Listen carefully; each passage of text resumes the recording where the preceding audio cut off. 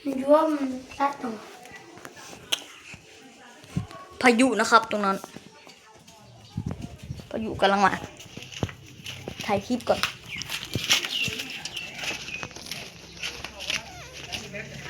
นั่นไงพายุ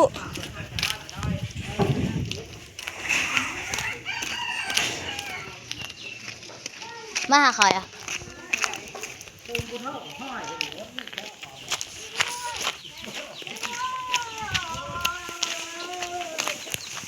พายุนะครับเนี่ยตรงนู้นมีพายุตรงนู้นแล้ววันนี้เรามาสร้างบ้านใหม่กันแบบเมื่อกี้อะยินโนเวทมาเฉยๆใช่ไหมบัดยาเอามาเบิ้งเอาต้องใช้ไม้26 อันฮะละเล่นเอาต้องบอกดูใครจะเล่นไม่เจอคนไม้ตะกล้องมามาขยับ